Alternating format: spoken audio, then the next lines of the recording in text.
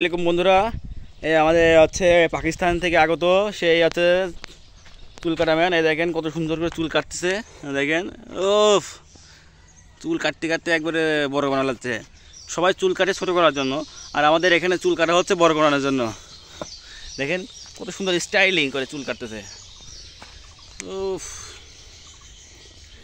দেখেন ঘুরে ঘুরে চুল কাটতেছে। শুকে গেছে, এই পানি দিন একটু। হ্যাঁ, চুলটা খারাপ করে দাও। হ্যাঁ, ও মাথা বানাতে হচ্ছে। মাথা বানানো কি ফ্রি সার্ভিস? আর চুল কাটার জন্য কয়টা দিচ্ছ? 50।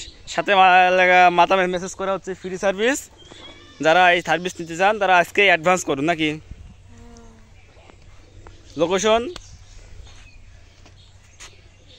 লোকেশনটা দেখা দিয়ে আসি আমি আপনাকে। লোকেশন রূপকথা রিসোর্টের পিছনে।